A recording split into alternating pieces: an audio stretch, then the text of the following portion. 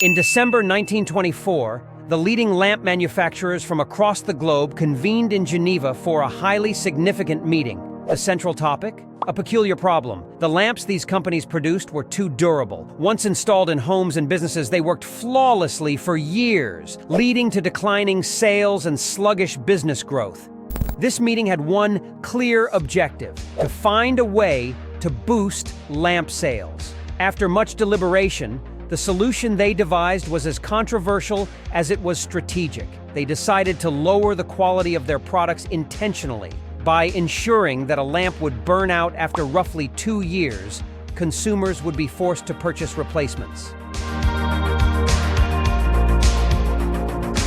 This was the birth of what we now call planned obsolescence. Planned obsolescence, or the deliberate shortening of a product's lifespan, is one of the most controversial strategies used by manufacturers. It achieves two key goals for producers. It artificially increases consumer demand by forcing customers to buy replacements frequently. It generates vast amounts of waste, contributing significantly to environmental degradation. But how is planned obsolescence implemented? There are two primary methods manufacturers use: designing products to fail. Companies create items that seem durable and high quality but are engineered to fail after a specific period. This practice spans across various industries, affecting everything from lamps and washing machines to televisions and smartphones. Perceived obsolescence. This involves making small changes to a product's design or features and marketing these tweaks as groundbreaking improvements, thereby making older models appear outdated. A prime example of this is the annual release of new iPhone models by Apple. Apple, in particular, releases new iPhones each year, boasting minor upgrades while promoting them as revolutionary. Most of these improvements are incremental, yet they create an illusion of significant advancement, enticing customers to upgrade. This strategy is not limited to the tech industry. In the automotive world, it is known as a facelift. Minor aesthetic changes to a car's design that are marketed as a new and improved model.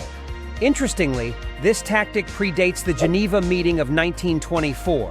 In 1923, Chevrolet introduced the Chevrolet Series B, which had been in production for 9 years. By making slight cosmetic changes, they rebranded it as a new car. This was the first recorded instance of an automobile facelift, a practice that remains prevalent today. Fast forward to the modern era, and Apple has become the master of planned obsolescence. They design smartphone components in such a way that devices slow down over time, batteries degrade faster, and the hardware becomes more fragile. This leaves consumers with two options: invest in expensive repairs or replace the device entirely. The ultimate goal of companies today is to ensure their products are not used indefinitely. Instead, they aim to keep customers in a perpetual cycle of purchasing newer models, driving their sales ever higher. This approach is not limited to technology. The fashion industry thrives on a similar mindset, with older styles being labeled as outdated and new trends constantly being pushed to consumers. In the realm of electronics, planned obsolescence is especially rampant. Batteries, a crucial component in most devices, are often the weakest link. Unlike earlier models where batteries could be easily replaced, modern devices, such as smartphones, laptops, and tablets, require specialized tools and skills for battery replacement. Take the iPhone, for example. Replacing its battery necessitates 6 specialized tools, including unique screwdrivers, a suction cup, tweezers, a heat gun, and a soldering tool. This complexity discourages individuals from attempting repairs themselves, pushing them to either pay for costly services or buy a new phone altogether. In some parts of the world, this issue is mitigated by accessible and affordable repair services. However, in most regions, the cost of labor often surpasses the cost of parts, making repairs economically unfeasible and encouraging consumers to opt for replacements instead. But why focus so heavily on the iPhone? While other brands are guilty of similar practices, Apple pioneered the concept of planned obsolescence in smartphones. The first-generation iPhone, launched in 2007, featured a non-removable, sealed battery, a design choice that left many scratching their heads. When questioned, Apple claimed that allowing consumers to access the battery posed a risk, as they might improperly connect or disconnect it, potentially damaging the device. Other electronics manufacturers quickly adopted this approach, arguing that restricting repairs made more sense for their business model. Another tactic used by companies is linked to warranties. For instance, a high-quality microwave might come with a 5-year warranty. However, it often seems as though the product conveniently fails shortly after the warranty period ends, leaving consumers with the choice of repair or replacement. This is a stark contrast to products from the 1970s. Back then, appliances like refrigerators were built to last decades. Many still function today after 50 years of use. In contrast, modern electronics from companies like Apple, LG, and Samsung are designed to last a maximum of 7 years, even with repairs. Even if a device manages to function beyond its intended lifespan, it often becomes outdated, holding little value. This is particularly true for computers, smartphones, and tablets. Some might argue that a 7-year lifespan is reasonable for modern electronics. However, just a few years ago, such a short duration would have been considered unacceptable, especially given the high cost of these devices.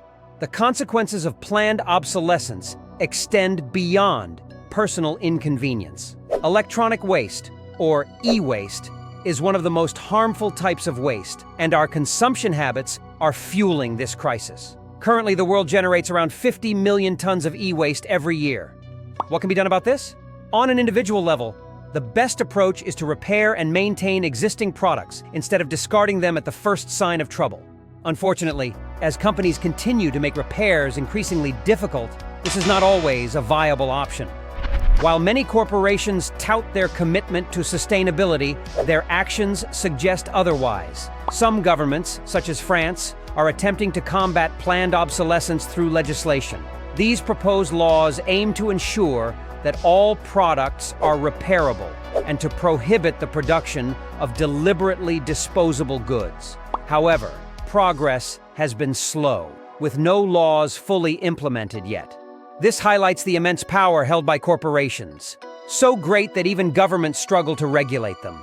In today's world, many corporations wield more influence than entire nations. Take Apple, for example. As the wealthiest company in the world, its 2023 revenue reached an astounding $400 billion, exceeding the GDP of numerous countries. Its stock is valued at over $3.5 trillion, with Nvidia not far behind at $3.47 trillion. So, where does that leave us? Trapped in a cycle of consumption, waste, and environmental harm. The pressing question remains: how long can the planet sustain this cycle? And how long will we allow corporations to dictate our consumption habits? If you found this analysis insightful, like, subscribe, and hit the bell to uncover more hidden truths about the world around you.